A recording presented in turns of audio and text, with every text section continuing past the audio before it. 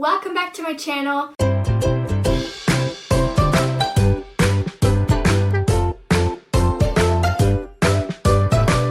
Today's video is going to be the grand finale of the Looking Back on 2017 video series. If you have missed the other ones, I already filmed a video on the most interesting and unique books that I read this year, the most disappointing and the worst, as well as 2 other videos that are kind of looking back more on my reading and booktubing year in general.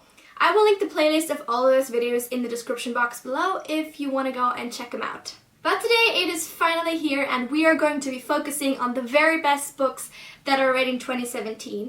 Because it's so hard to narrow down, I do want to discuss a few honorable mentions before we get into the actual favorites. Before we get into that though, I just quickly want to say, whether it be the honorable mentions or the actual favorites, these aren't all the 5-star books I read this year, and they're not even all 5-star reads for me. But I also think that it kind of matters how you look back on a book that you read and how it sticks in your memory and how you remember it.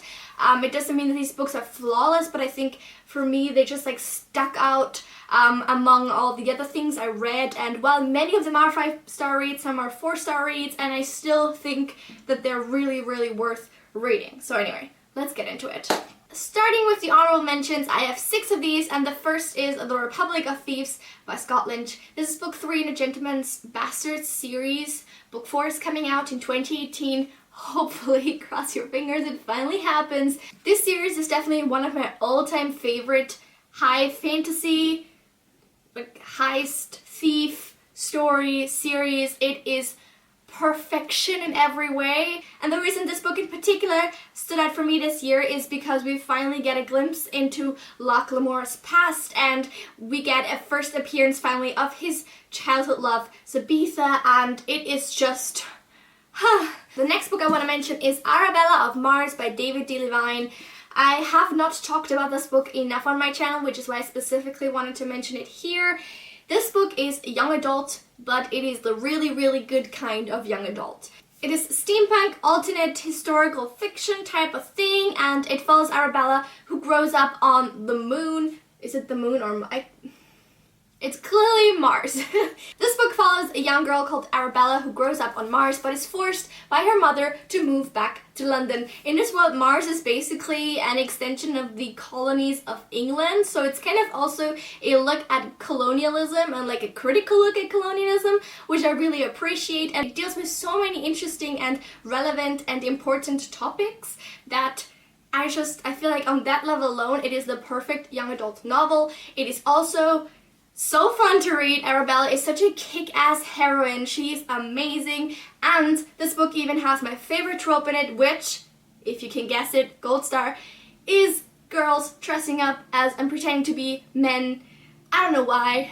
Cross-dressing, I guess. I love it. It is so, so fun. The next book on this list is The Girl with All the Gifts by M.R. Carey. It is a zombie novel with a twist, and it follows this girl called Melanie. What I really love about this book is A, the characters, and B, the fact that the zombie virus is described in such a scientific way. Like, it's not just like, oh, someone's bitten and then they're like a rabid dog. They literally have like so much science behind it, and that science in this world is explained so well, and it's so fascinating.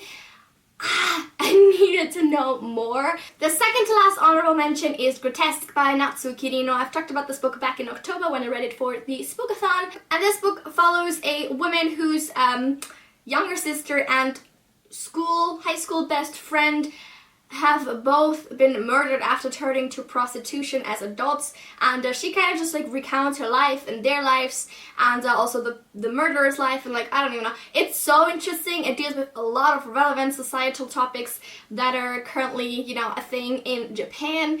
It's really well written. I enjoyed myself immensely throughout this book, even though it is quite gruesome at times. I loved it. I need to read more Natsuo Kirino for sure. And finally, we have Tiny Pretty Things by Sona Tirapatra and Danielle Clayton. I wanted to mention this book because young adult contemporary isn't really a genre that I read, but this had me hooked from page one. It is set in a ballet school, and it's very kind of stereotypical in that it is about like the constant backstabbing and the constant like revenge and jealousy and trying to be the best type of thing that goes on typically in these kinds of ballet related settings. But I was addicted to it. This is the ultimate guilty pleasure book for me, so that is why it made it on this list of honorable mentions. Getting to my actual favorites now, these are in no particular order, but these are all books that I really loved this year and that I think everyone should read, basically. Number one is Assassin's Apprentice by Robin Hobb. I can't believe it took me this long to read a Robin Hobb book, but here it is. I did it and I instantly loved it. I read book 1 and 2 in this series this year and I loved both of them. I've kept putting off reading the third one because I just like want to savor it, but if you have not checked out the series, you are totally missing out. It is so amazing. Most of the books on this series are actually adult novels, but I have another YA series that I really want to mention because again I feel like it's really underrated, and that is the Dark Days Club and the Dark Days Pact by Alison Goodman. Now these are technically 2 novels. Not just technically, they are 2 novels. But this series is so fucking amazing. Why are not more people talking about this? I really don't know. It is doing like all the things that people like about YA, it is doing right. It is set in a world where they're like demon hunters, and it's about Lady Helen who discovers that she possesses also these gifts and that she's kind of descendant of demon hunters, and then this lord comes that's kind of shunned in town because he's done he's accused of murdering his wife, having murdered his wife, and he kind of becomes her mentor in a way, like teaches her the ways of demon hunting, and oh my god. This series is so well written. It is so fun, so suspenseful. The characters are amazing. There's no insta-love, but a lot of tension. And in book 2 now, the tension just continues and it gets so good. Literally, I've said this before, but the Dark Days Pact is the perfect sequel in my eyes. It does everything right. Both of these books are magnificent. And the only gripe I have is that they're not the same edition, but but they're still so fucking amazing. And if this sounds interesting to you, I really recommend checking it out. And then the last YA book on this list is Strange the Dreamer by Laini Taylor. I think that this book is gonna make it on a lot of people's lists this year because it is a masterpiece. And I won't talk too long about it here because I have filmed an entire review video, but I thought it was fantastic, well written, so engaging. I cannot wait for the sequel. Now, on to adult books, and the very first one is Bird Box by Josh Malerman. This is a horror novel, and I think it's very difficult for thrillers and horror novels to make it into like favorites videos. A lot of them are like very stereotypical, very tropey. More often than not, horror or thriller novels end up just being mediocre, at least to me, because I've read so many of them that like nothing really surprises me anymore. But this book is next level freaky. It is set in a world where there is something out there, but people don't know what it is, except that when they go outside, people see something and that makes them go crazy and kill everybody else around them and then themselves. It's kind of like a dystopian world,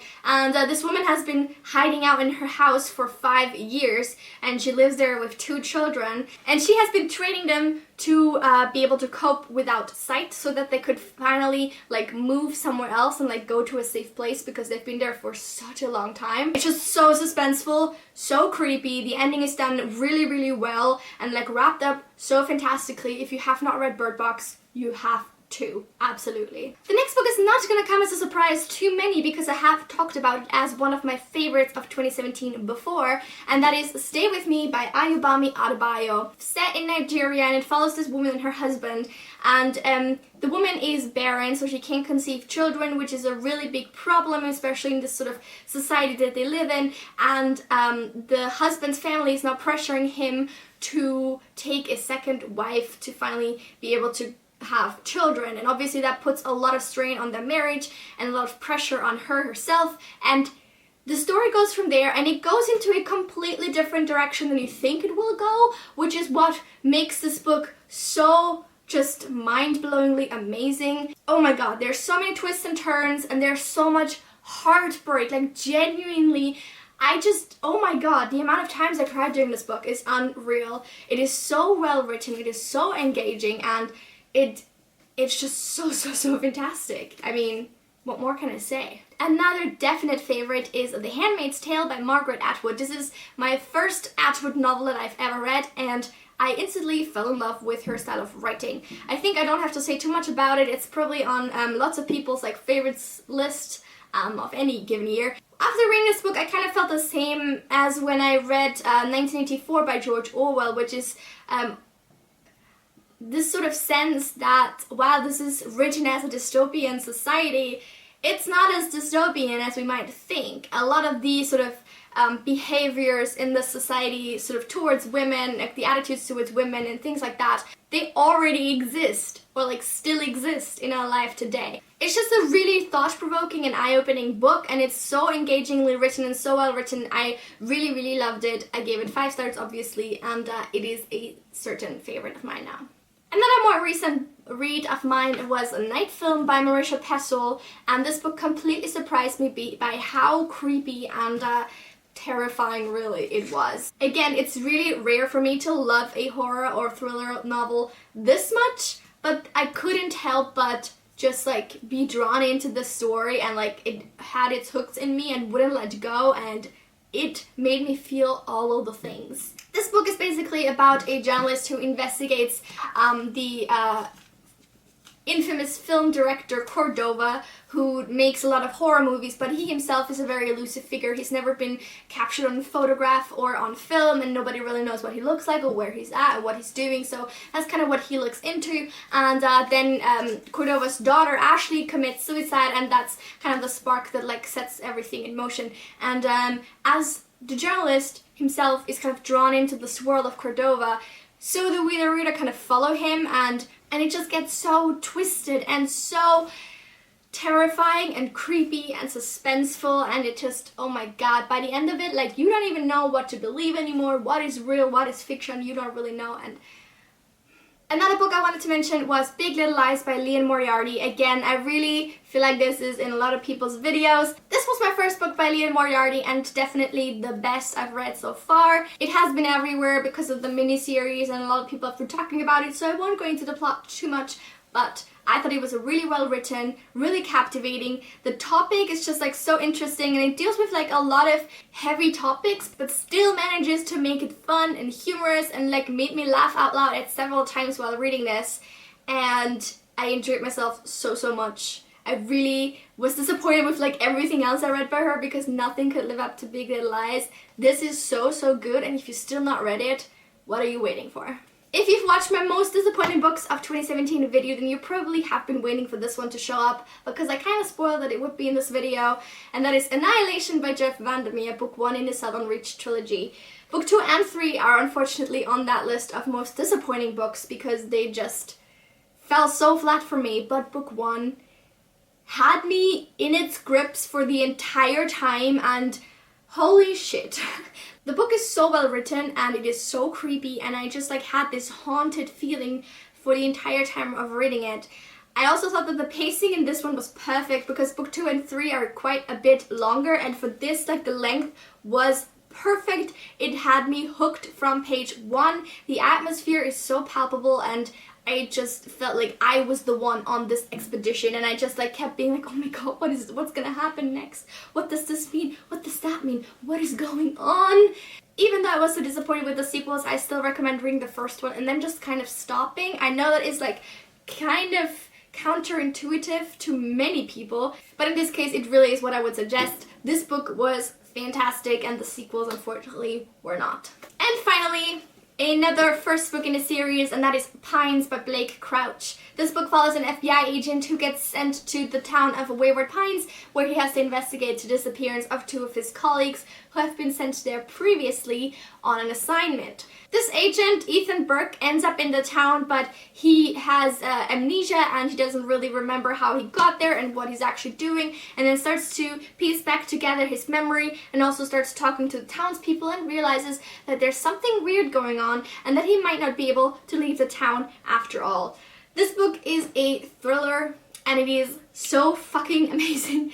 I felt so uncomfortable reading this a lot of the time because of this haunted feeling, and I just kept kept like screaming in my head, like, why don't you just get out of there, something's wrong, what are you fucking doing, get your shit and go.